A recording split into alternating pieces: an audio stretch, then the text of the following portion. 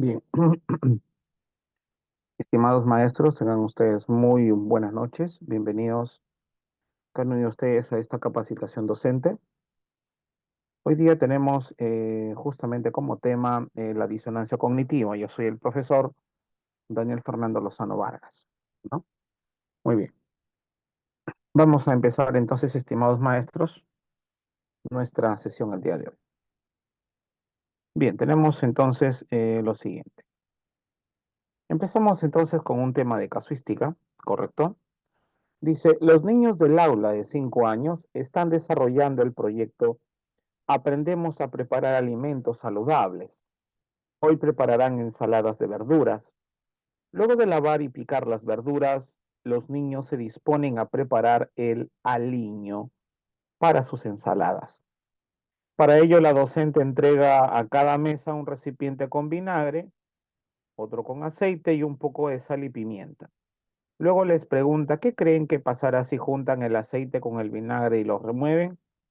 Los niños responden, se mezclarán.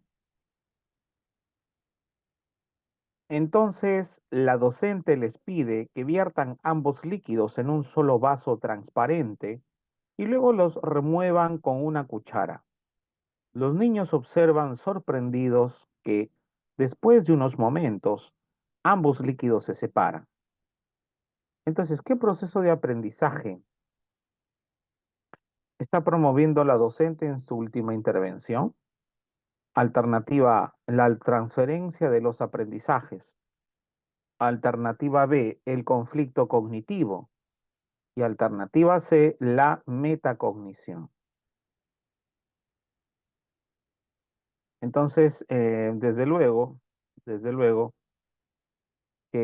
aquí la maestra, por supuesto, debido a que les pregunta, ¿no? A los niños, la maestra, ¿qué creen que pasará si juntan el aceite con el vinagre y los remueven? Entonces los niños, de manera pues inmediata, responden que ambos líquidos se mezclarán.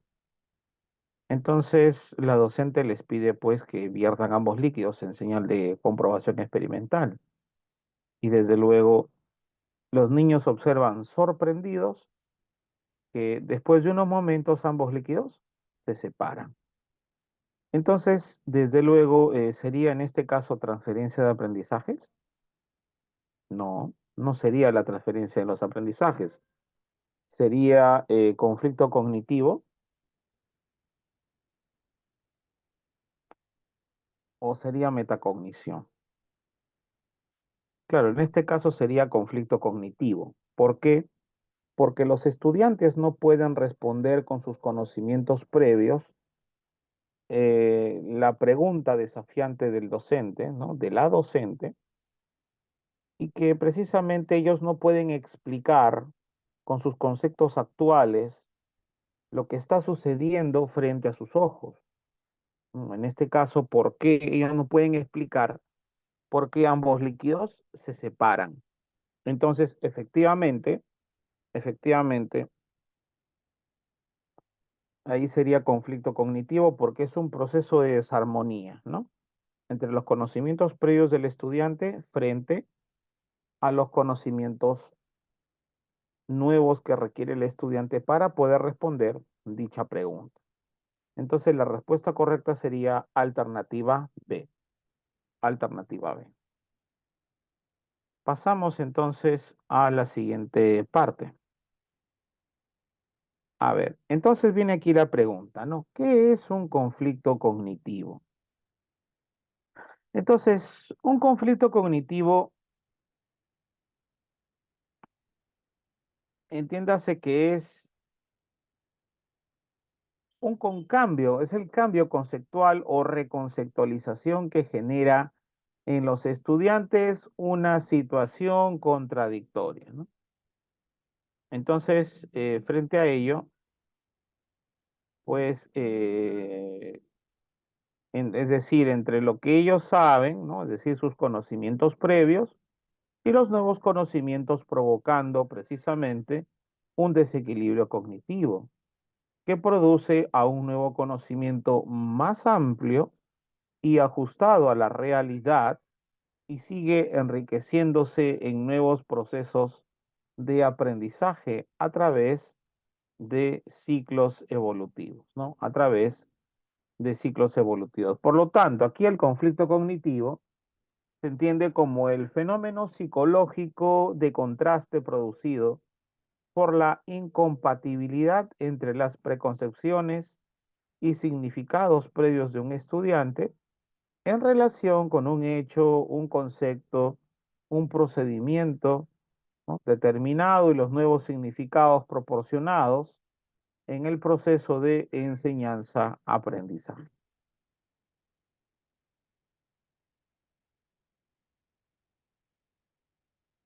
Bien, entonces se entiende como un fenómeno psicológico. Muy bien. Pasamos entonces a la siguiente parte. Tenemos aquí entonces el desequilibrio cognitivo, lo de acuerdo a Jean Piaget. Lev Vygotsky tenemos su teoría de la zona de desarrollo próximo. Entonces vamos a ver en primer lugar qué es el conflicto cognitivo. Entonces, el conflicto cognitivo, tal cual en este caso pertenece a la teoría de Piaget, a su teoría de la inteligencia, donde este conflicto cognitivo habla de un desequilibrio de las estructuras mentales, lo cual se produce cuando el estudiante se enfrenta con algo que no puede comprender o explicar solo con sus saberes previos. Entonces, desde luego, asume tareas que requiere de nuevos saberes, ¿no? Asume tareas que requiere de nuevos saberes. Por lo tanto, también, lo cual ambos ámbitos genera la necesidad de aprender nuevos conocimientos, la necesidad de aprender procedimientos, como también la necesidad de solucionar problemas. Así también genera la motivación para alcanzar el nuevo aprendizaje. La motivación para alcanzar el nuevo aprendizaje. Muy bien, muy bien.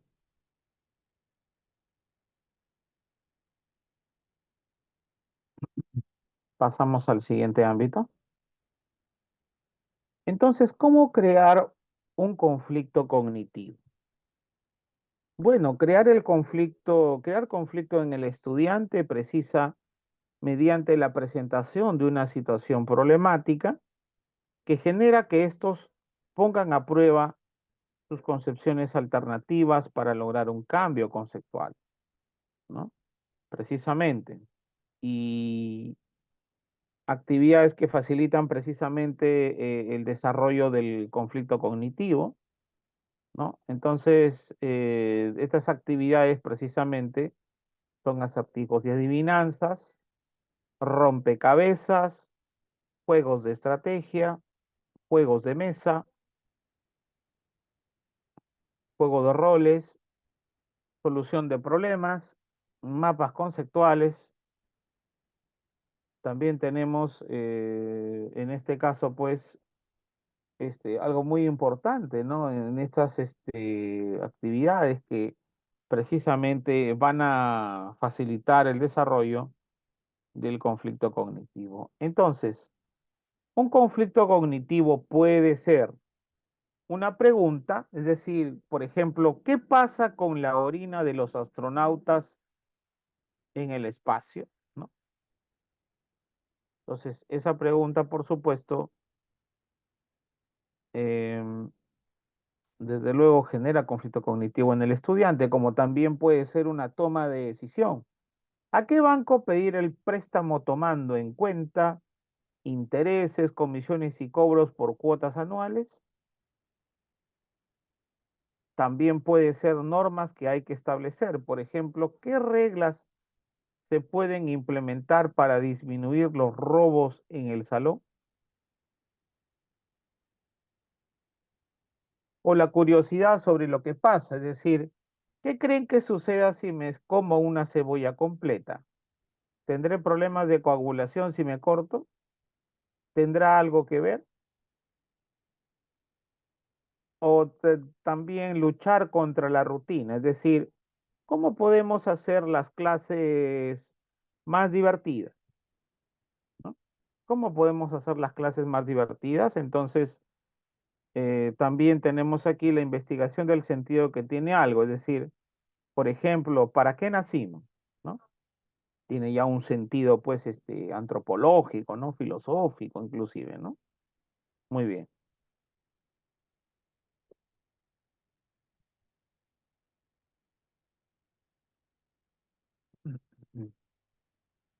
Pasamos entonces a la siguiente parte.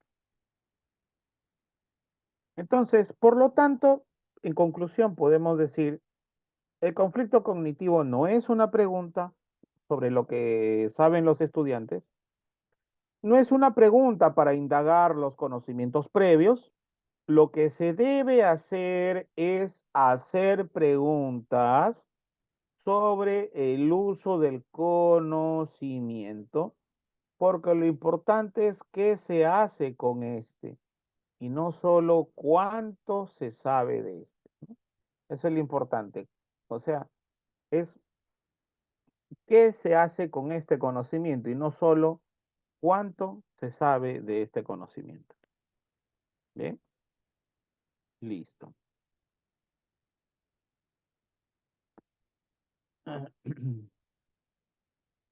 Ok, ok. Entonces, pasamos a la siguiente parte.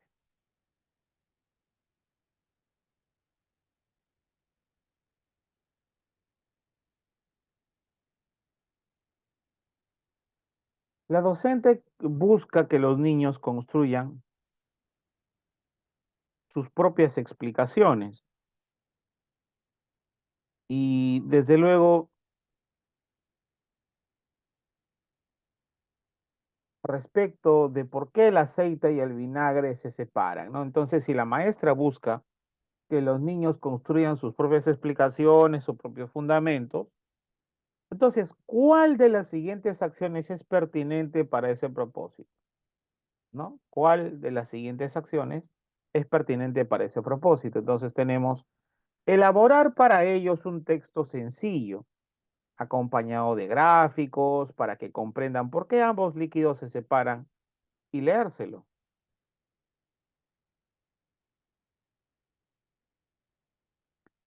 Alternativa B, comentarles que el aceite y el vinagre son líquidos muy distintos y están compuestos por partículas que no se atraen unas a otras.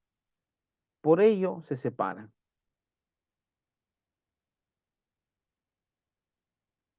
Y alternativa C, proponerles que revuelvan otra vez el aceite y el vinagre, observen detalladamente lo que ocurre y compartan sus ideas sobre por qué ambos líquidos se separan. Bien, entonces, si la idea es que los niños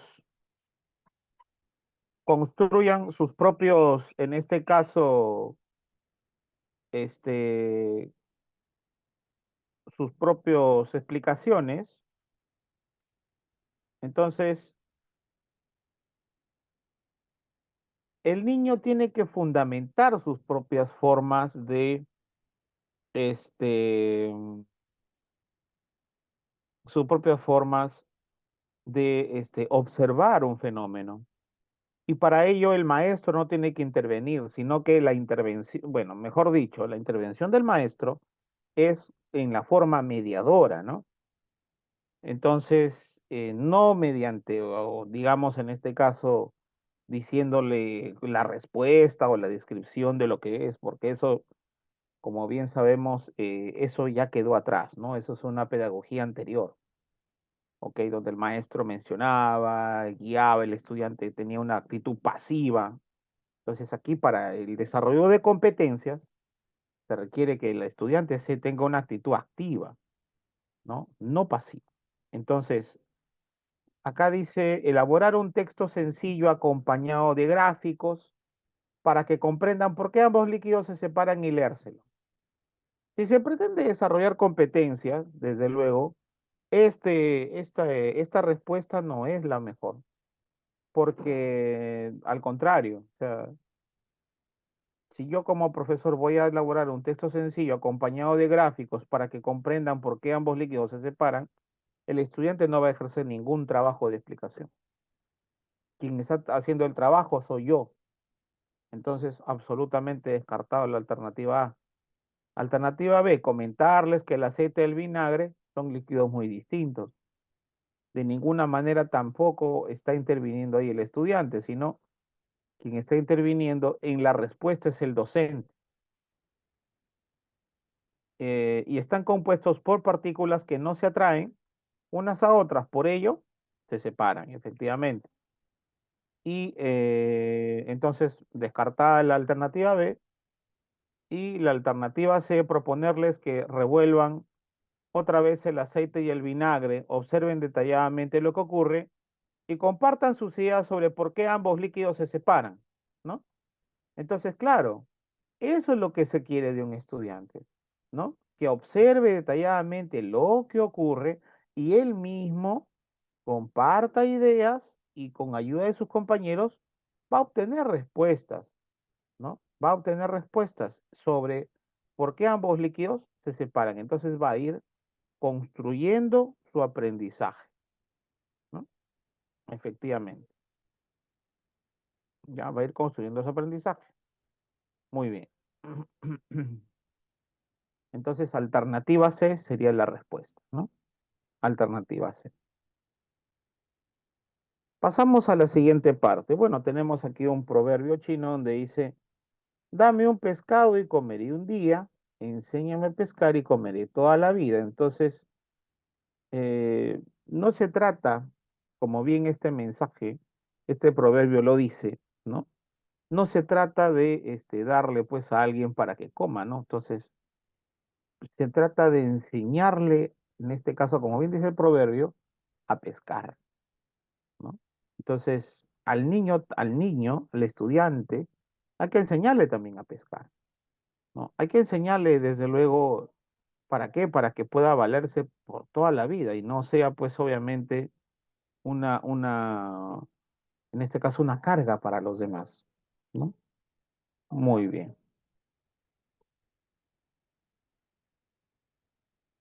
Pasamos entonces a la siguiente parte. Durante una sesión de aprendizaje, una docente presenta a los estudiantes la siguiente pintura rupestre, creada por los primeros pobladores que habitaron Macusani, Puno. Luego de brindar información a los estudiantes acerca de la época y el lugar en que fue elaborada esta pintura rupestre, pues, ¿cuál de las siguientes actividades es más adecuada para ayudar a que los estudiantes interpreten la fuente presentada? Entonces,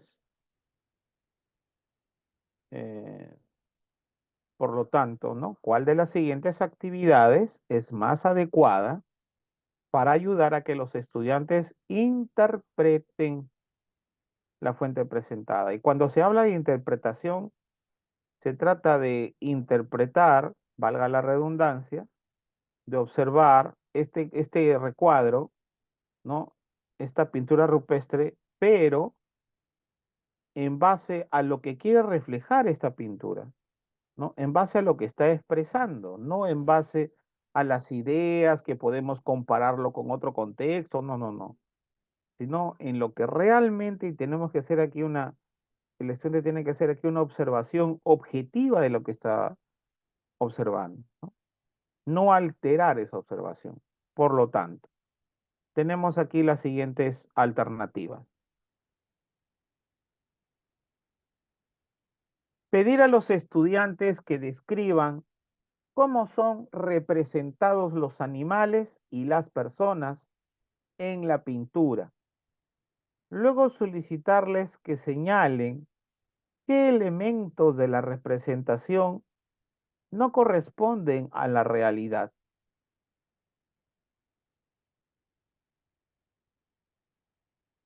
Por último, pedirles que comenten cómo deberían haber sido representados los animales y las personas para tener una apariencia más realista, ¿no? Pedirles que comenten cómo deberían haber sido representados los animales y las personas para tener una apariencia más realista, ¿no? Entonces, esa es la alternativa A. La alternativa B, pedir a los estudiantes que señalen qué acciones realizan los animales y las personas mostrados en la pintura. Luego solicitarles que expliquen por qué creen que las personas de esa época realizaban pinturas que las representaban a sí mismas y a los animales. Por último, pedirles que busquen información en diversas fuentes para contrastar sus respuestas. Y alternativa C, pedir a los estudiantes que describan de forma detallada cómo se representa la cacería de animales en la pintura. Luego solicitarles que indiquen qué tipos de animales eran cazados en esa época. Por último, pedirles que elaboren un listado en el que se indique qué otras actividades realizaban las personas en esa época, ¿no? Bien, entonces, desde luego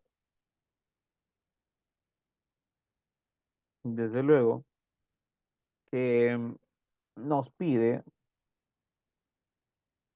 la actividad más adecuada para ayudar a que los estudiantes interpreten la fuente presentada. Ahora, yo pregunto, ¿la alternativa A será la mejor respuesta ante ello? Es que pedir a los estudiantes que describan cómo son representados los animales y las personas en la pintura y luego solicitarles que señalen qué elementos de la representación no corresponden a la realidad. Y por último, pedirles que comenten cómo deberían haber sido representados los animales y las personas para tener una apariencia más realista, ¿no? Entonces, creo que al final, miren ustedes, está de más decir qué elementos de la representación no corresponden a la realidad, porque la representación gráfica es el sentir de dicho poblador y el sentir de dicho poblador expresa de esta manera su pintura. Entonces no podemos exigir de que sea más realista, ¿no? Por ejemplo, acá no se ven ojos, ¿no? No se ve una cara, simplemente se ve el contorno del cuerpo dibujado, ¿no? Y ese es el sentir de ellos, que es lo que quiere que se aprecie, ¿no? No quiere que se aprecie, pues, otras cosas, sino ello, nada más. Bueno, alternativa B, pedir a los estudiantes que señalen qué acciones realizan los animales y las personas mostrados en la pintura y luego solicitarles que expliquen por qué creen que las personas de esa época realizaban pinturas que las representaban a sí mismas y a los animales. Y por último, pedirles que busquen información en diversas fuentes para contrastar sus respuestas, ¿no? Busquen información en diversas fuentes, miren ustedes, ¿no? Para contrastar respuestas, entonces, y la alternativa C, pedir a los estudiantes que describan de forma detallada cómo se representaba la cacería de animales en la pintura, luego solicitarles que indiquen qué tipos de animales eran cazados en esa época. Por último, pedirles que elaboren un listado en el que se indique qué otras actividades realizaban las personas en esa época.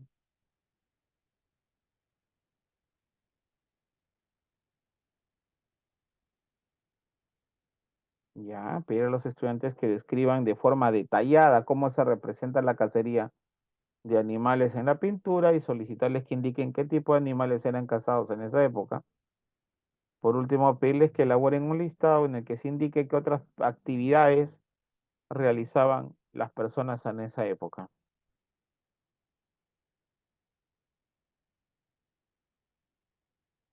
Claro, no se trata de que indicar qué otras actividades, sino se trata de interpretar la actividad que realizaban los hombres en esa pintura, ¿no? Eso es lo que se busca, no de otra actividad que se haga en esa época, ¿no? Entonces, pedirles que busquen aquí esa información en diversas fuentes para contrastar las respuestas de lo que ellos están diciendo, qué tanto, qué tan cerca las respuestas que ellos han dado, qué tan cerca a la objetividad de la pintura se refleja referente a las fuentes que han encontrado ellos, ¿no? Para así, las fuentes de información que ellos han encontrado, para que contrasten sus respuestas, ¿no? Entonces, efectivamente, la alternativa B sería la respuesta correcta, ¿no? Muy bien, muy bien. Pasamos entonces a la siguiente parte. Entonces, tenemos aquí la pregunta, ¿qué es la interpretación?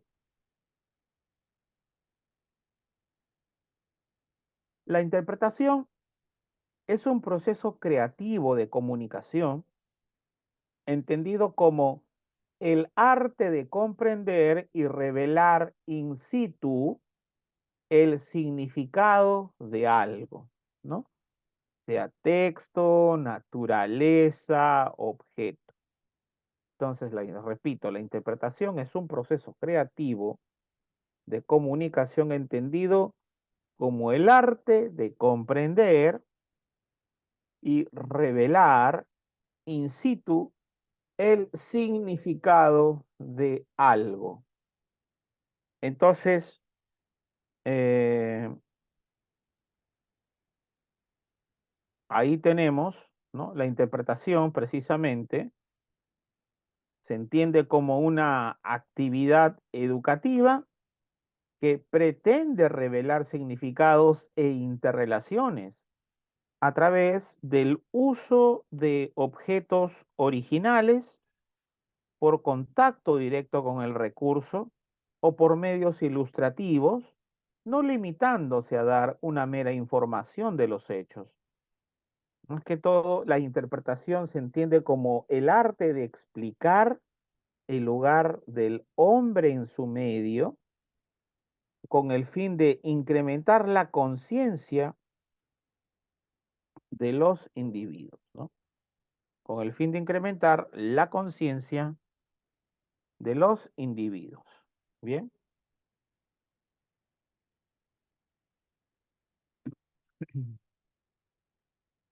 bien, bien.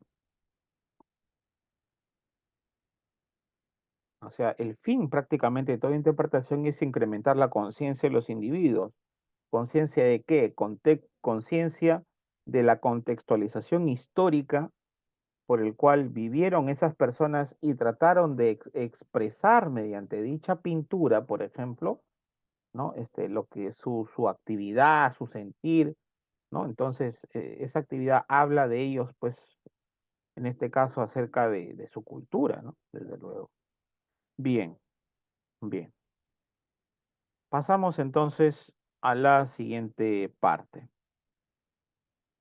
Tenemos aquí la casuística. Nos dice, un docente ha pedido a los estudiantes que lleven a la próxima sesión de aprendizaje libros publicados hace mucho tiempo y libros publicados recientemente para desarrollar la siguiente actividad. Tenemos, primero solicitará a los estudiantes que se agrupen en equipos de dos. Segundo, después de haberles enseñado cómo identificar la fecha de publicación en los libros, les pedirá que coloquen sobre cada uno de los libros una etiqueta que señale la fecha de publicación. Por último, le solicitará que ordenen los libros ubicándolos de izquierda a derecha, ¿no? De izquierda a derecha y del más antiguo al más reciente, respectivamente. Entonces, viene aquí la pregunta: ¿a cuál de los siguientes aprendizajes favorece la actividad descrita? Tenemos alternativa a la organización de una secuencia cronológica; alternativa B, a la identificación de diferentes unidades temporales; y alternativa C, a la identificación de hechos de acuerdo a una periodización. ¿Sí? A la identificación de hechos de acuerdo a una periodización.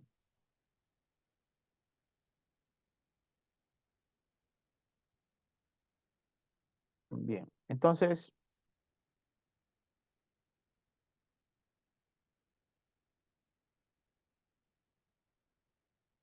¿cuál de los siguientes aprendizajes entonces favorece la actividad escrita, ¿no?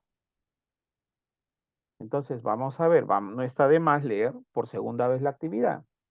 Entonces, primero solicitará a los estudiantes que se agrupen en equipos de dos. Muy bien.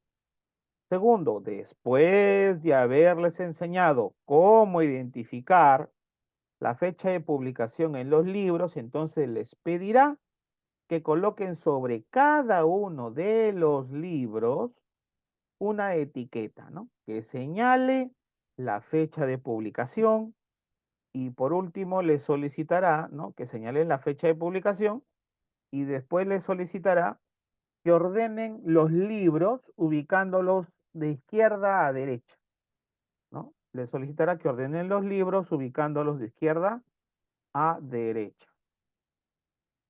Muy bien.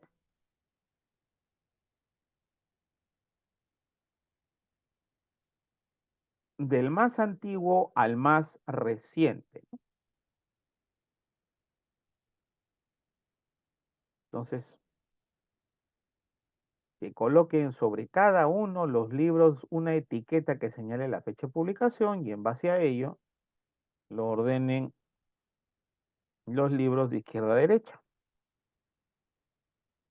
del más antiguo al más reciente. Entonces, ¿qué está haciendo? La organización de una secuencia cronológica, está haciendo la identificación de diferentes unidades temporales, o la clasificación de hechos de acuerdo a una periodización. No, lo que está haciendo simplemente es a la organización de una secuencia cronológica, ¿no? Del más antiguo al más reciente, efectivamente, ¿no? Entonces, la respuesta correcta sería alternativa A. Alternativa A.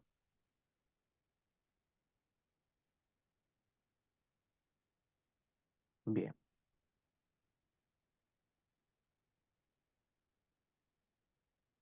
bien. Entonces, pasamos a la siguiente parte.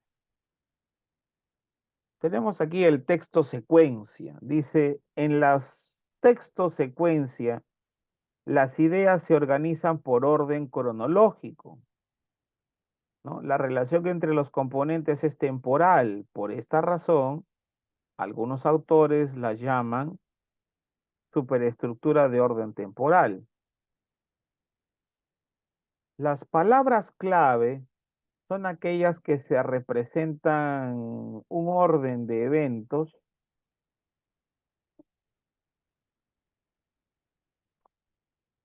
y esas orden de eventos, sucesos o accidentes en el tiempo, ¿no? Hablamos de primero, segundo, acto seguido, posteriormente, por último, etcétera, ¿no?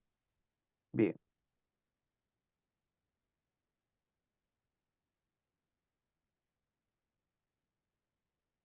bien. Pasamos a la siguiente parte.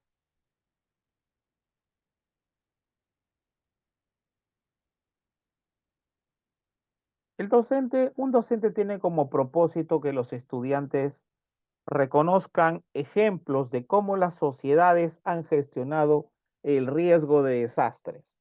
Para el desarrollo de una de las actividades, el docente pidió a los estudiantes que busquen información acerca de cómo las sociedades prehispánicas afrontaron el riesgo de desastres, ¿no? Y aquí, por supuesto, durante la plenaria, pues tres estudiantes señalaron lo siguiente. Dice Josefina, a mí me explicaron en el museo que, por ejemplo, desde antes de la época de los incas se creía que había un dios que tenía el poder de controlar los sismos.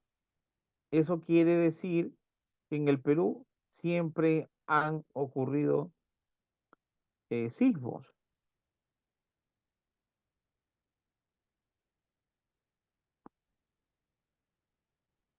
Bien, entonces, mientras que Lucía menciona, yo vi un video en el que entrevistaban a un arqueólogo y este decía que se pensaba que algunas sociedades prehispánicas abandonaron los lugares donde vivían después de que estos fueron destruidos y por huaicos e inundaciones.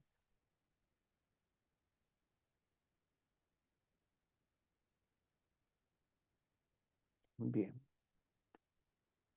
Y Raúl, tenemos aquí, en un libro encontré, dice que los Ishmas emplearon muros trapezoidales para dar mayor estabilidad a sus construcciones. Eso debe haber ayudado a que sus edificaciones hayan sido más seguras si había un temblor. Entonces, ¿cuál de los comentarios presenta un ejemplo de reducción a la vulnerabilidad? ¿Cuál de los comentarios presenta un ejemplo de reducción de la vulnerabilidad? ¿No? Entonces,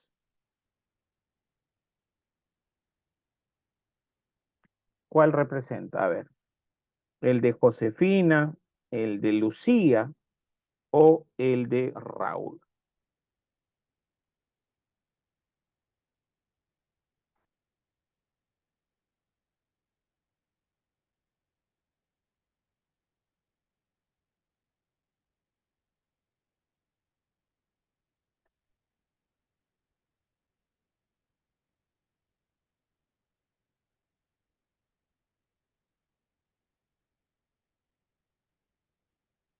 ¿Cuál sería?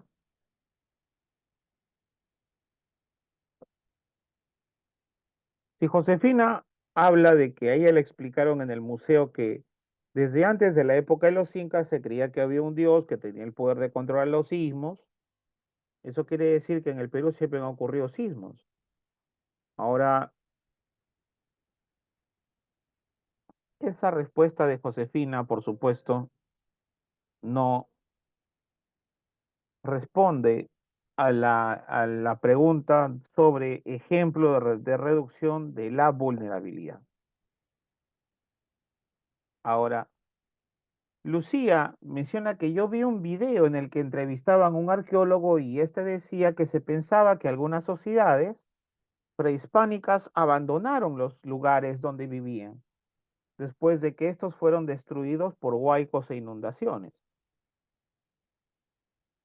Bueno, y Raúl, en un libro encontré que los Ishmas emplearon muros trapezoidales para dar mayor estabilidad a sus construcciones.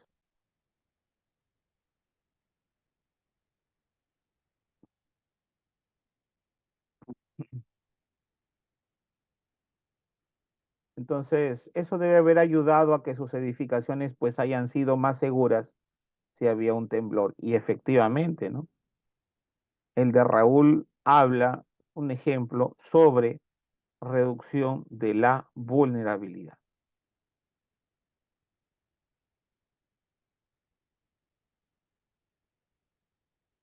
Bien, aquí el comentario es entonces de Raúl, ¿no? Alternativa C. Muy bien. Pasamos entonces a la siguiente parte. Tenemos aquí vulnerabilidad y vulnerabilidad se entiende que es el factor interno del riesgo de un sujeto.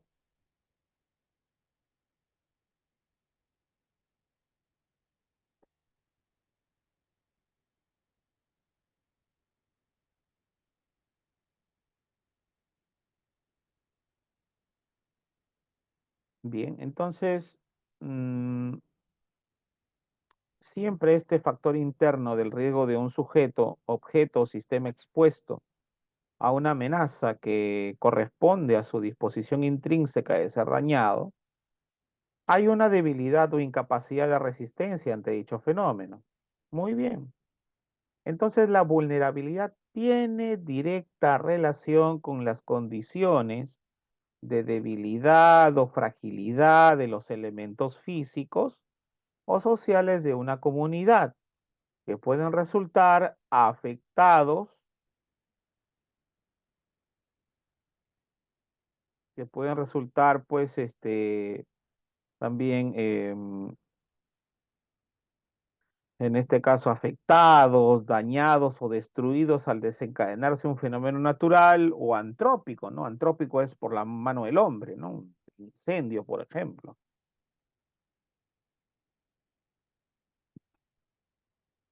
Eh, Considerado pues amenazante para dicha comunidad.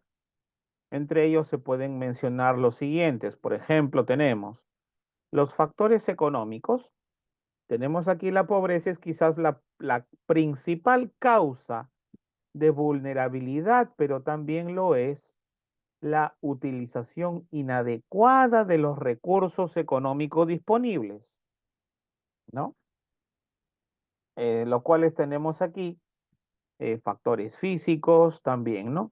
Que están relacionados con la ubicación de las poblaciones y sus infraestructuras, el nivel de disposición a los fenómenos potencialmente peligrosos, la calidad de las estructuras.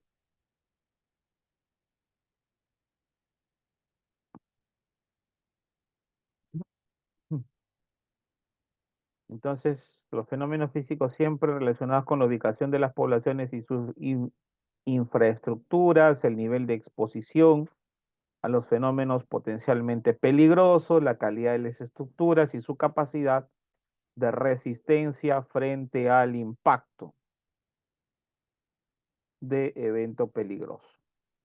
Los factores sociales ya hablamos de que se refieren a la capacidad que tiene o no una comunidad para organizarse y la forma en que se estructuran para enfrentar el riesgo. Y la forma en que se estructuran para enfrentar el riesgo. Los factores políticos hablamos de que se refieren al nivel de autonomía que posee una comunidad para tomar decisiones sobre los problemas que afectan, así como la capacidad de negociación de la comunidad frente a actores políticos, ¿no? Entonces ahí hablamos de los factores políticos, ¿no? Nivel de autonomía, repito, que posee una comunidad para tomar decisiones sobre los problemas que le afectan, así como la capacidad de negociación de la comunidad frente a los actores políticos. Entonces tenemos aquí lo que es amenaza, riesgo y vulnerabilidad, ¿no? La vulnerabilidad existe en la medida que existe, ¿qué cosa? La amenaza y también el riesgo latente. Es un riesgo latente porque la situación de riesgo es precisamente el objeto por el cual,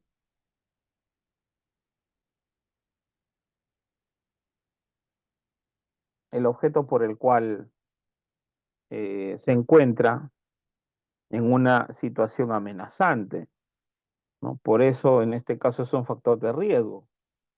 Y la vulnerabilidad es mayor, por ejemplo, en esa vivienda, que en este caso ante un movimiento telúrico, por supuesto esa roca puede destruir dicha vivienda. Bien, pasamos a la siguiente parte.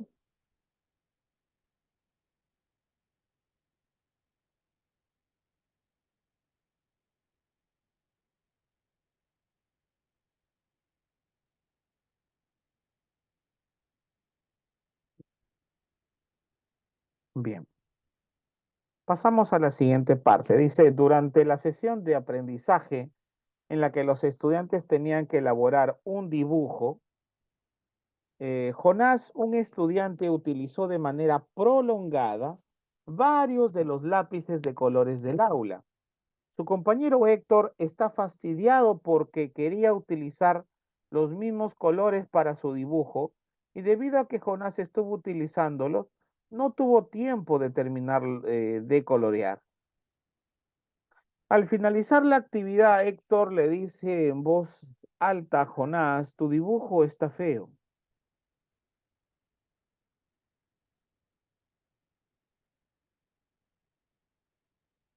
Entonces,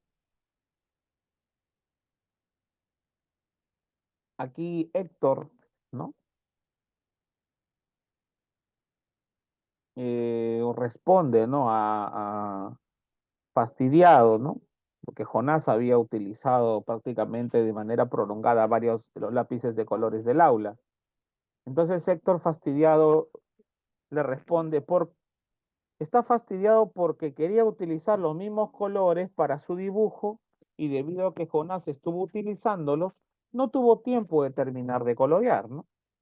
Al finalizar la actividad, Héctor le dice en voz alta a Jonás, tu dibujo está feo. Jonás lo mira ofendido y le responde levantando la voz lo siguiente, qué fastidioso que eres. ¿Acaso tu dibujo es perfecto? Antes de que continúe la discusión, la docente se acerca a conversar con ambos estudiantes y le ayuda a calmarse, mientras sus compañeros salen al recreo, ¿no? Entonces, tenemos aquí la pregunta.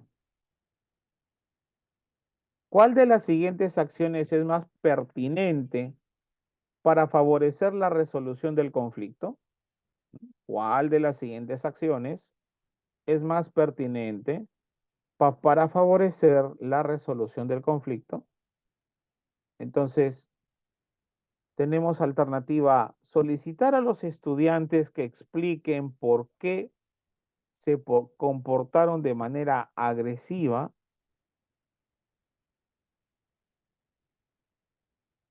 Alternativa B, mostrar a los estudiantes qué normas de convivencia han incumplido, ¿no? Bueno, conversar con cada uno de ellos para que reflexionen sobre la importancia del respeto. Finalmente, pedirles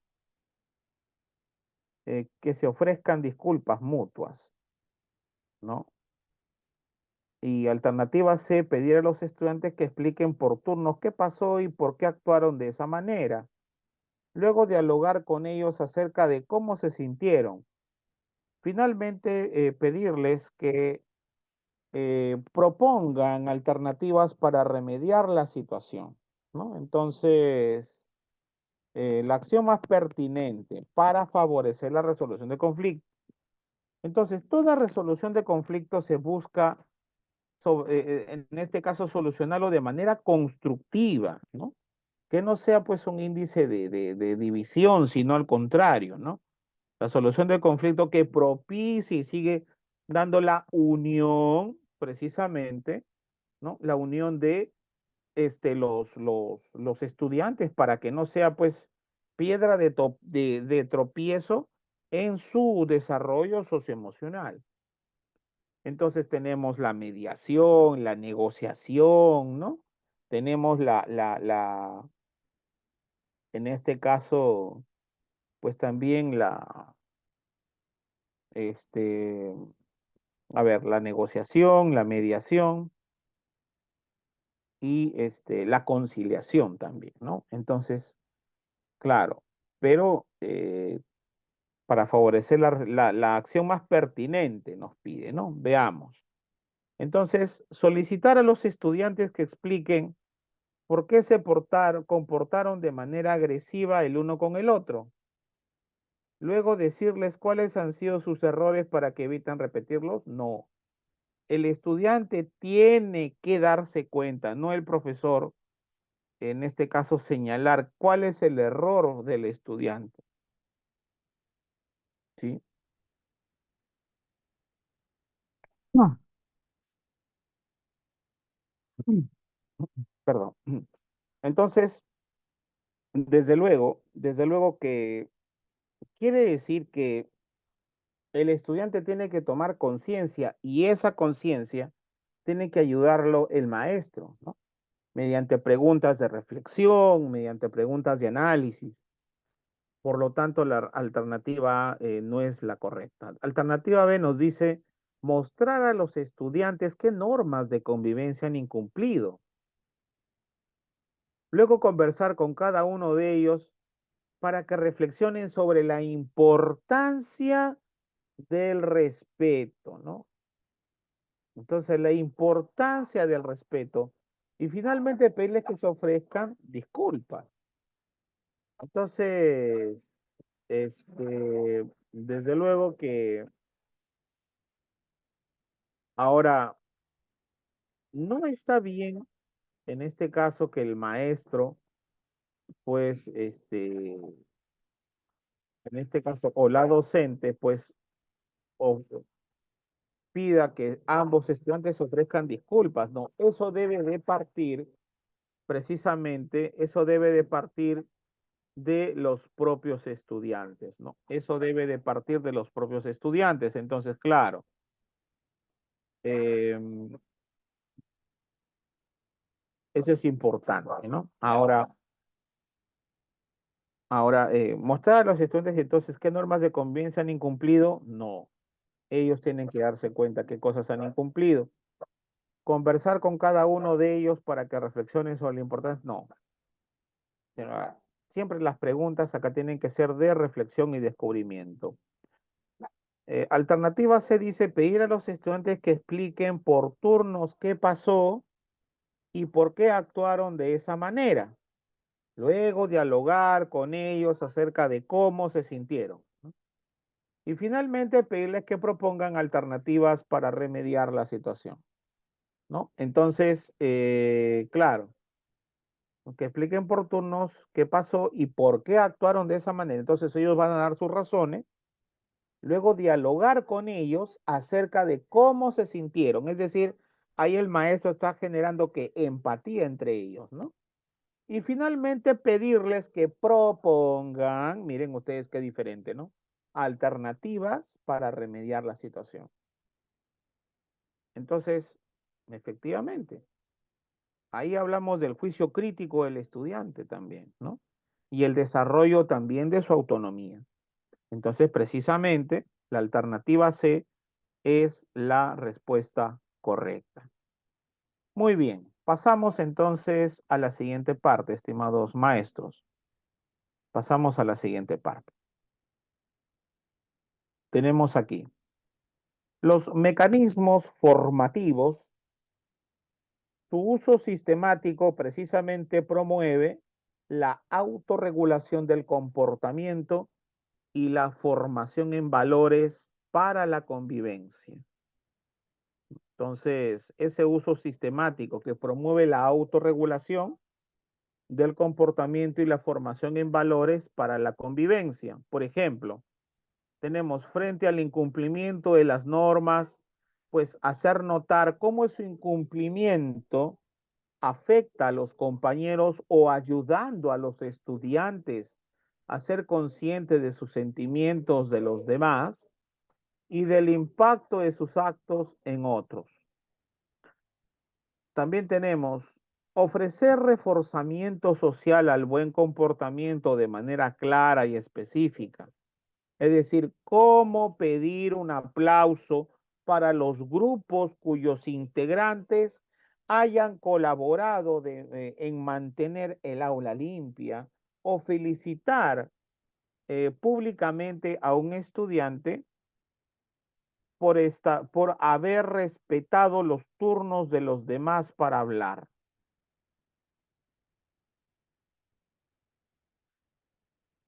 El establecer o recordar oportunamente las normas de convivencia, es decir, por ejemplo, antes de iniciar una actividad novedosa, definir conjuntamente las reglas de comportamiento, se van a seguir para facilitar precisamente su desarrollo, su desarrollo. Muy bien. Pasamos entonces a la siguiente parte. Tenemos también los mecanismos de control externo.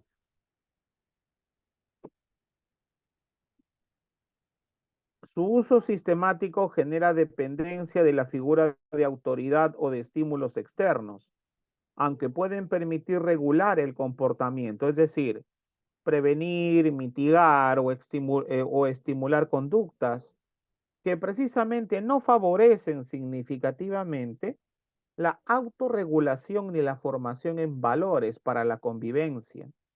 Y estas acciones precisamente se dan al dirigir la atención hacia el comportamiento negativo, miren ustedes. Es decir, ¿cómo decirle a un estudiante, otra vez estás portándote mal? No quiero verlos distraídos como la clase pasada, ¿no? Entonces, precisamente, también tenemos advertir sobre las sanciones que conllevará un mal comportamiento, como si sigues conversando, tendré que cambiarte de sitio. O si no guardas tu juguete, lo retendré hasta que termine la clase, ¿no? Ojo, este tipo de situaciones, repito, no favorecen significativamente la autorregulación ni la formación en valores para la convivencia, ¿no? Entonces, por más que el maestro tenga la idea de que le resulta, bueno, le resulta en el momento, ¿no? Pero no es un indicativo de que esté formando valores para la convivencia ni autorregulando los mismos. No, absolutamente. Ahora, dar órdenes de forma impositiva, miren ustedes, de manera explícita, ¿no? Precisamente, o implícita, apelando a su condición de autoridad, ¿no? Por ejemplo, ¿por qué? Porque yo lo digo, pues, así de simple. Miren ustedes, ¿no? Eso ya es, pues, ¿no? Una persona, un profesor que solamente transmite una total, pues, un carácter dictatorial, ¿no? O sea, ¿no? ¿Por qué? Porque yo lo digo, o sea, se acabó, ¿no? O cuando el profesor habla, ustedes deben escuchar, ¿no? Ustedes cállense, ¿no? Como decir, ¿no? O sea, usted no opina, ¿no?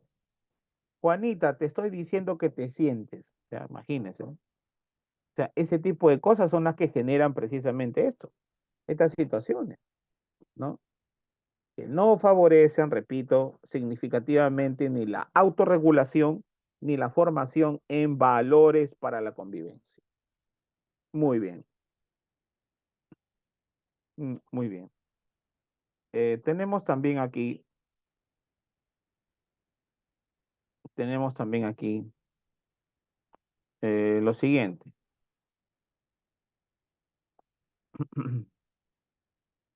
Controlar o limitar excesivamente el actuar de los estudiantes, ¿eh? También es otra situación. Cuando el docente es tan controlador de la conducta, o sea, por ejemplo, callando frecuentemente a los estudiantes ante el menor murmullo o controlando en exceso sus movimientos dentro del aula, pues, ¿no? O sea, ya el estudiante ya, se, queremos que sea como un autómata, ¿no? O sea, no tampoco, pues, ¿no? No es que el estudiante tampoco haga cero, cero bulla, no, pues, algo tendrá que pedir al compañero o algo, o sea, no, no, pero ahí nada más, pero no, no está haciendo desorden, ¿no? Eso no es desorden, ¿no? Entonces, eh, De repente, no, que algún maestro de repente lo calificará como desorden porque el alumno tiene que traer todas sus cosas y nadie tiene que pedir nada a nadie. O sea, que no se trata de eso tampoco, ¿no? De repente algún estudiante tiene alguna duda, y también, por supuesto, se está fundamentando, recordemos, el aprendizaje mediante la zona de desarrollo potencial, ¿no? En este caso, pues, con las actividades que se habla mediante Vygotsky, ¿no? Entonces, ¿por qué un maestro ha estudiado Vygotsky en psicología educativa, ¿no? ¿Cómo aporta Vygotsky a la psicología educativa? Si usted está escuchando estudiantes que están ahí hablando, no, pues obviamente están hablando sobre el tema, están preguntando sobre la situación que merece, pues no un estudiante entender y su compañero le está enseñando. Eso no es hacer desorden, ¿no? Están contribuyendo precisamente al aprendizaje de desarrollo potencial, ¿no? Efectivamente. Entonces, pero tal vez pues hay maestros que lamentablemente, ¿no? Lo catalogan como si eso fuera pues un desorden. Y eso está mal, por supuesto, ¿no? Eso sí está mal, ¿no? Entonces, es no entender ello, no entender la situación del estudiante, ¿no? Bien. O dar un premio material por un buen comportamiento. Entonces es condicionarlo al estudiante. Si tiene buen comportamiento, te doy premio. Premio, pero además el estudiante lo hace por el premio que realizar un buen comportamiento. Entonces hay que tener mucho cuidado, ¿no? Con los incentivos, ¿no? Como hemos visto, pues no es necesario incentivar a un estudiante para que aprenda, ¿no? Es motivarlo, no incentivarlo. Es diferente ello. Es diferente. Muy bien.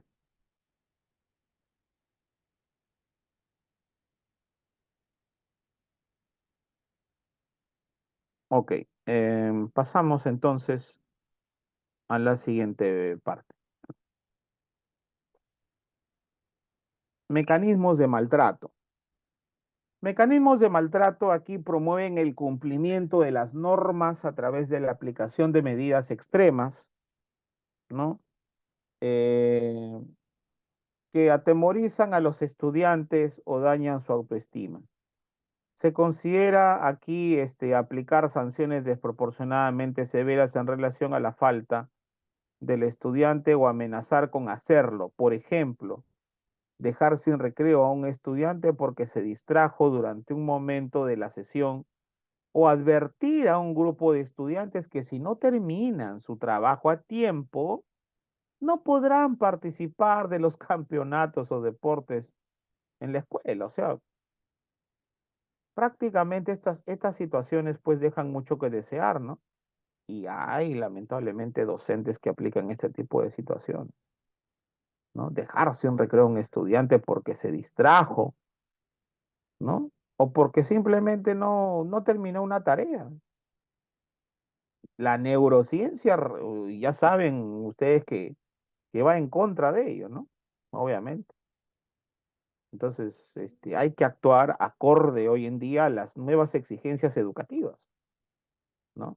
Y precisamente las competencias es una de ellas. Entonces, no tiene que ver nada el recreo o desquitarse con el recreo, quitarle algo al estudiante para que haga algo. No. También se consideran mecanismos de maltrato aquellas acciones del docente que buscan regular el comportamiento de los estudiantes, dañando lamentablemente su integridad, como gritarles airadamente, ¿no? Intimidarlos, humillarlos, ¿no? Insultarlos, ojo, agredirlos o castigarlos físicamente. Entonces, el uso de mecanismos de maltrato conlleva precisamente a una marca que además de ubicar al docente en el nivel uno de esta rúbrica, inclusive tiene consecuencias penales, inclusive, ¿no? Así es.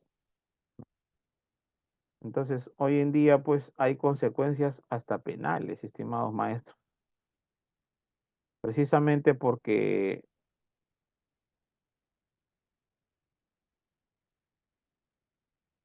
el maestro em, debe de entender este tipo de situación, ¿no? Muy bien. Situaciones que denotan precisamente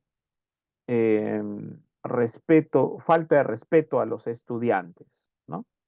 Entonces, un niño se acerca al docente, su rostro refleja que quiere preguntarle algo, a lo que el docente desvía su mirada a otro lado, evitando sistemáticamente al estudiante que se dirige a él, imagínense. ¿Mm? O sea, eres un estudiante tímido, lógico, hay todo tipo de estudiantes, ¿no? Y para eso nosotros somos los facilitadores del aprendizaje. Entonces, ¿cómo queremos que un estudiante supere su timidez, ¿no? Su inhibición, si prácticamente el docente desvía hacia un lado su mirada como si no lo vieran? Entonces, eso también es malo, ¿no?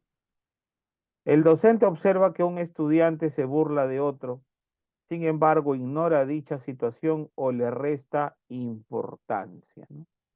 O le resta importancia. Miren ustedes, ¿no? Bien, bien. Am, muy bien.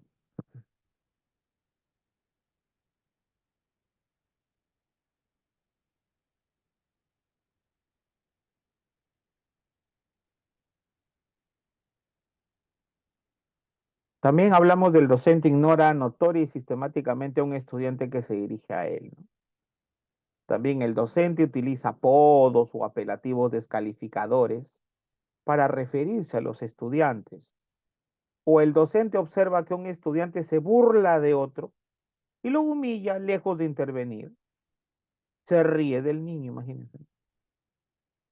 O sea, se burla, se sigue, o sea, multiplica la burla del estudiante que está humillando a otro, ¿no? Bueno, bien,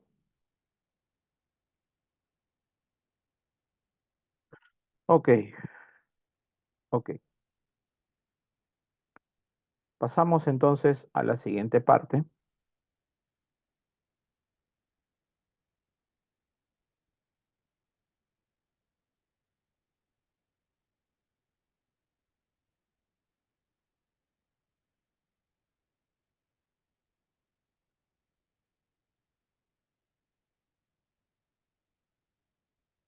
También tenemos las situaciones que denotan respeto del docente a los estudiantes.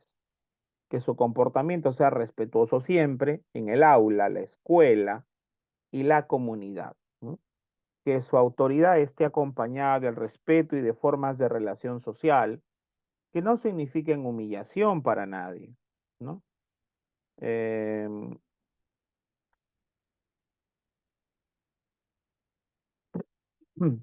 que sus alumnos lo vean con respeto, no con temor. Estas palabras precisamente tienen significados diferentes, ¿no? Bien. Que sus alumnos lo vean con respeto, no con temor, ¿no? Bien. Que practique la tolerancia y también la aceptación de todos en el aula, considerando que ella está presente, en ella está presente la diversidad. Es muy importante la tolerancia, muy importante.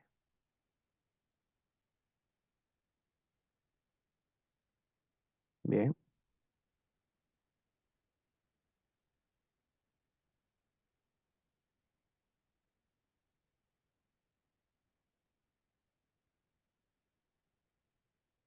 Pasamos entonces a la siguiente parte, estimados maestros. Pasamos a la casuística. Tenemos.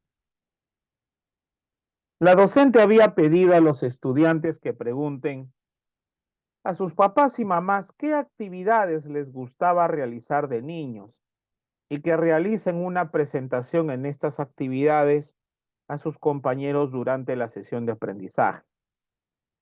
Durante la presentación que realiza Carmela, una de las estudiantes, surge el siguiente diálogo con sus compañeros.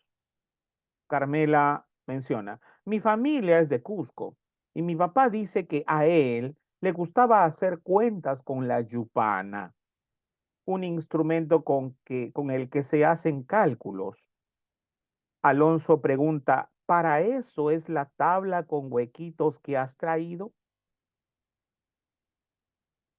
Yulisa expresa, yo nunca la había visto. Qué rara. Entonces, ¿cuál de las siguientes acciones de la docente es más pertinente para favorecer la convivencia intercultural entre los estudiantes? ¿Cuál de las siguientes acciones entonces de la docente es más pertinente para favorecer la convivencia intercultural entre los estudiantes? Bien, entonces vamos a ver.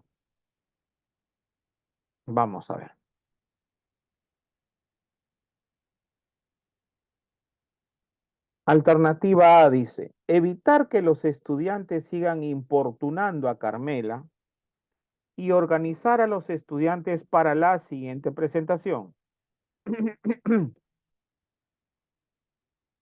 ¿No? Eh, Alternativa B, pedir a Carmela, pedir a Carmela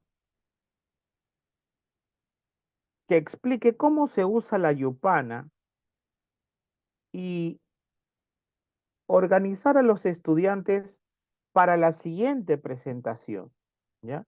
Y organizar a los estudiantes para la siguiente presentación. Bien,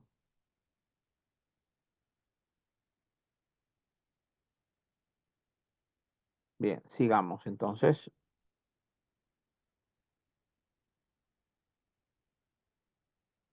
Alternativa C, solicitar a los estudiantes que averigüen acerca de los usos de la yupana y que los comparen con los usos de otros instrumentos incaicos, tales como los quipos.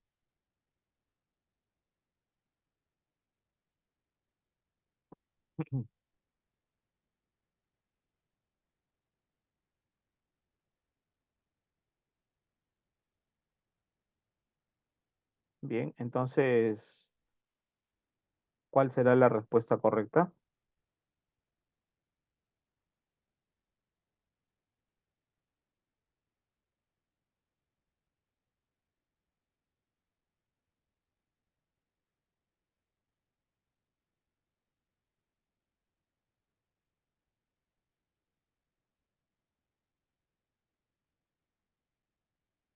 Habla de favorecer, ¿no?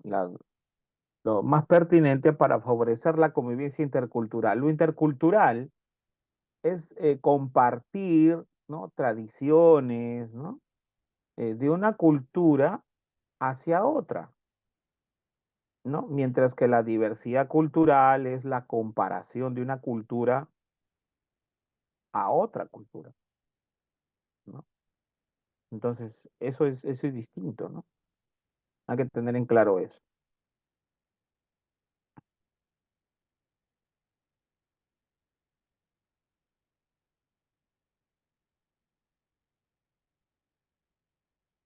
Bien, entonces, ¿cuál será la respuesta?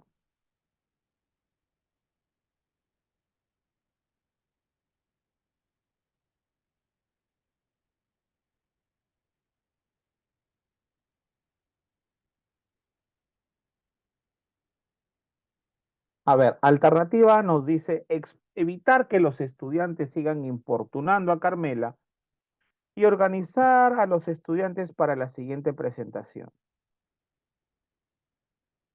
¿Eso es adecuado? No. Ahí no hay ninguna clase de convivencia intercultural.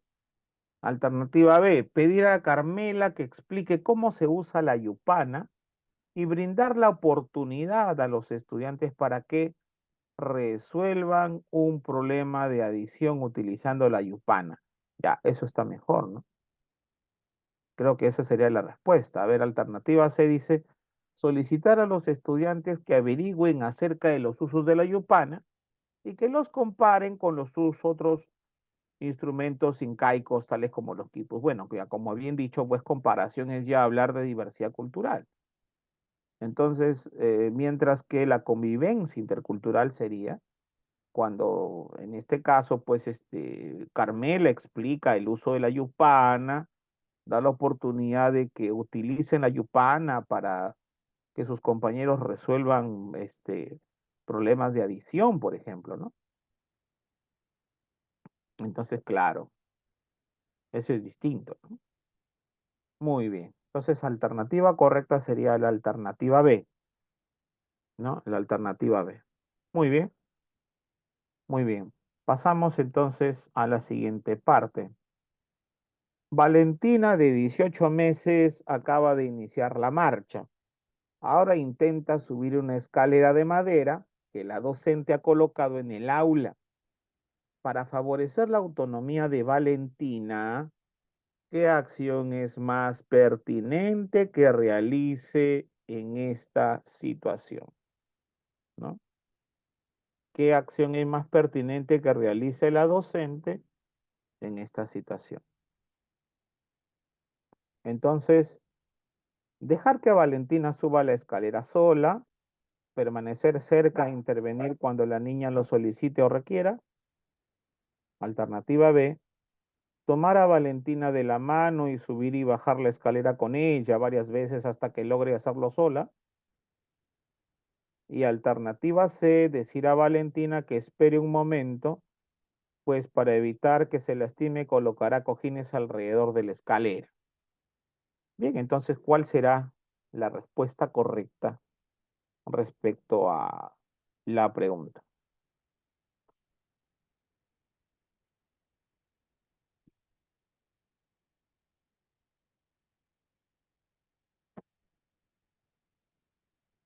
Bien,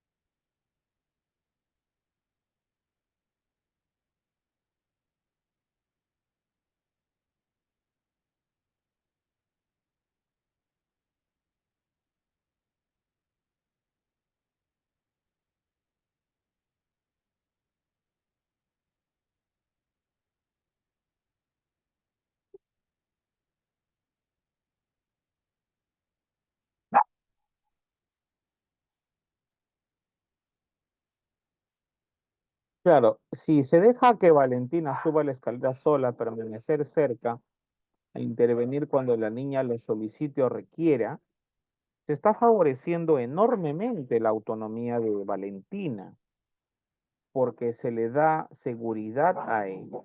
Ahora, tomar a Valentina de la mano y subir y bajar la escalera con ella varias veces hasta que lo logre, claro que no está mal, ¿no? Porque eso sería ensayo-error, ¿no? Sí, sube, baja, pero hay, en este caso, no se está favoreciendo la seguridad, o en este caso, sobre todo, la autonomía, porque la autonomía tiene que ser que la propia Valentina, y hasta cierto punto, si tiene temor la niña, lo va a solicitar a la maestra, lo va a mirar y va a temer, ¿no? Entonces, ¿en qué te ayudo, Valentina? Entonces, y la maestra que sea piedra de apoyo, ¿no?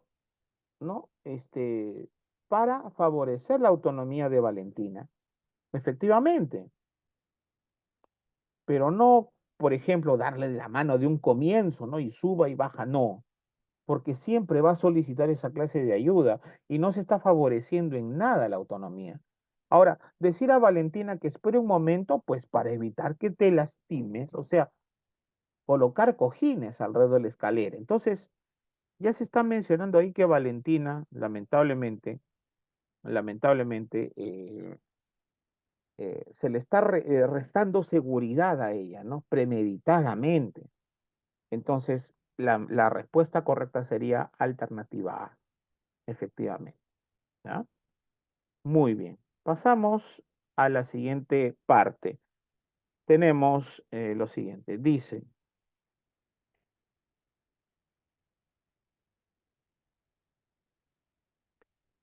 bien, am, Javier de 11 meses ha empezado a ponerse de pie. Cuando la docente intenta cambiarle el pañal, él se mueve mucho y quiere pararse en el cambiador. En esta situación dice, ¿cuál de las siguientes acciones es respetuosa con el desarrollo moral del niño? Perdón, con el desarrollo, perdón, motor del niño. Entonces, acostar a Javier y darle un juguete para que se distraiga y así se le pueda cambiar el pañal. Alternativa B, jugar con Javier hasta que se canse y esperar a que se duerma para cambiarle el pañal. Alternativa C, cambiar el pañal a Javier adecuándose a la postura en la que él se encuentra. Entonces, claro, Javier de 11 meses ha empezado a ponerse de pie y cuando la docente intente cambiarle el pañal, precisamente, él se mueve mucho y quiere pararse en el cambiador, miren ustedes, ¿no? Y en esta situación, entonces, las siguientes acciones es respetuosa con el desarrollo motor, ¿no? Entonces, ¿por qué se dice que es respetuoso con el desarrollo motor? Porque el niño está en constante movimiento, estirando brazos y piernas, ¿no? Entonces, claro, ese tipo de situaciones hace que el niño vaya en este caso, ganando mayor masa muscular, ¿no? Mejor, en este caso, elasticidad de brazos y piernas, ¿no? Favoreciendo también la psicomotricidad, etcétera, ¿no? Un montón de cosas, ¿no? Entonces, en ese movimiento, ¿no? Constante, ¿no? Entonces, precisamente,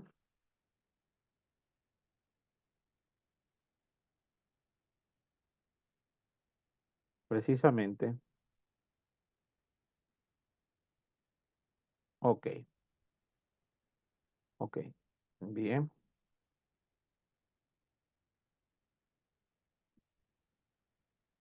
bien, pasamos entonces, bien, antes de pasar a la siguiente parte, entonces, ¿cuál es la respuesta? ¿Acostar a Javier y darle un juguete para que se distraiga? No, no está favoreciendo ello. Jugar con Javier hasta que se canse. Imagínense, hasta que se canse y el pañal puede escalar al niño, ¿no? Lamentablemente. Y esperar a que se duerma todavía, no.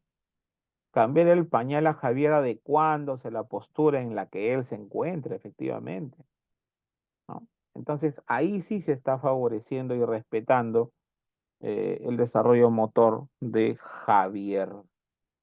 Entonces, la alternativa correcta sería alternativa C. Ok, pasamos entonces a la siguiente parte. Ok, bien, pasamos a la siguiente parte. Al iniciar la jornada, la docente del aula de 3 años dialoga con los niños sobre lo que hicieron el fin de semana. Cuando le toca participar a Jimena, ella dice, fui al parque con mi tía. Ante esta situación, ¿qué intervención es pertinente para favorecer la expresión oral de Jimena? Alternativa A, dice, veo que necesitas la ayuda de tus compañeros, Jimena. Niños, ¿cómo se dice? ¿Paque o parque? Alternativa B, es lindo lo que cuentas, Jimena, pero se dice parque, no paque. Fui al parque con mi tía. Alternativa C. Así que fuiste al parque con tu tía Jimena. Qué divertido. ¿Y qué hicieron en el parque? Entonces, favorecer la expresión oral precisamente obedece a una situación donde precisamente eh, el niño no lo tenga de manera oral, sino el niño lo va a aprender escuchando, ¿no?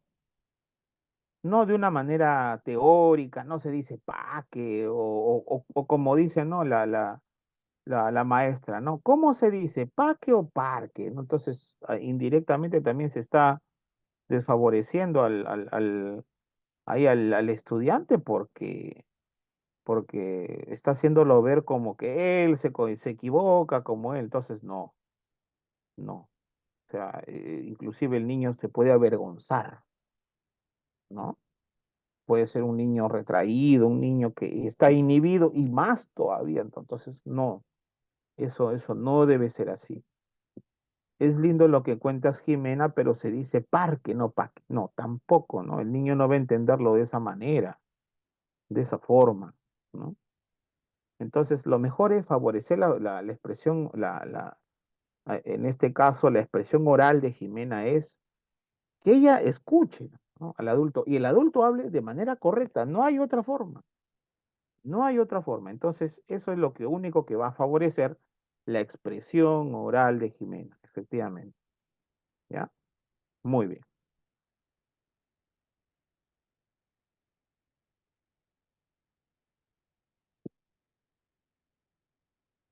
Pasamos a la siguiente parte. La docente y los niños de 5 años se encuentran explorando los libros de la biblioteca.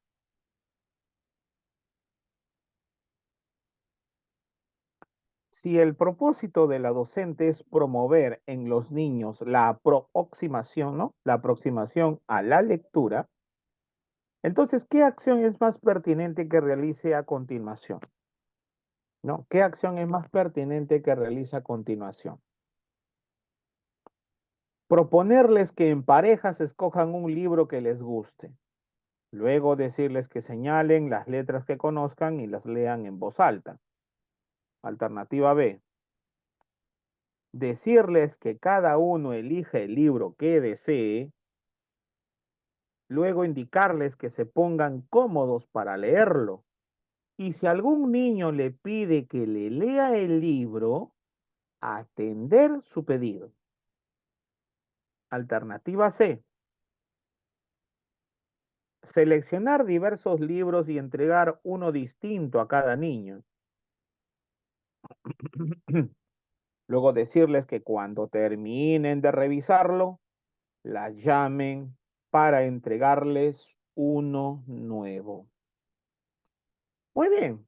Entonces, si se quiere promover en los niños la aproximación a la lectura, entonces, pues, estimados maestros, no hay otra forma, desde luego, que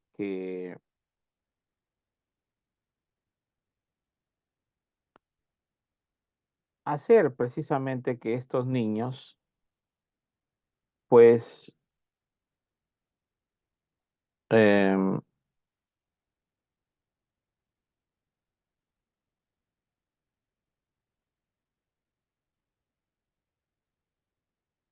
desde luego lo que ellos buscan, sobre todo en las imágenes, es lo que ellos van a querer leer, ¿no? Porque las imágenes va a ser de su propio interés y si se atiende, como bien se dice en este caso, partiendo de situaciones significativas, ¿no? Partiendo de las necesidades de aprendizaje de los estudiantes, entonces se parte de una necesidad que tiene el estudiante acorde a sus intereses de aprendizaje. Entonces el niño lo que va a hacer es observar las imágenes que más le llaman la atención y esas imágenes que más le llaman la atención va a provocar en él su deseo de leer qué es lo que dice. Entonces, efectivamente, de esa forma es como el niño se le va a favorecer en mejor medida su aproximación a la lectura. Entonces, por ponerles que en parejas escojan un libro que les guste y luego decirles que señalen las letras que conozcan y las lean en voz alta, no, en parejas no resulta, ¿no? Eso está por demás. Decirles que cada uno elige el libro que desee, luego indicarles que se pongan cómodos para leerlo y si algún niño le pide que lea el libro, atender su pedido, efectivamente, eso es, pues, que elige el libro que desee y el libro que desee, pues lo que va a llamar su atención son las imágenes, los colores, ¿no? Efectivamente. O alternativa C dice seleccionar diversos libros y entregar uno distinto a cada niño y luego decirles que cuando terminen de revisarlo, les llamen para entregarles otro nuevo. No se trata de darles el libro que te toca, ¿no? No, sino lo que ellos les gusta. Por eso se favorece ahí la autonomía. Se está favoreciendo la autonomía, nuevamente. ¿Ya? Entonces la alternativa correcta sería alternativa B. Alternativa B. Muy bien. Muy bien. Hasta aquí hemos llegado, estimados maestros. En primer lugar, agradecerles a cada uno de ustedes por la participación el día de hoy y de aquí será hasta la próxima clase, ¿no? Muchas gracias a cada uno de ustedes por su participación y tenga un buen desarrollo de semana. Muchas gracias, maestro. Bendiciones.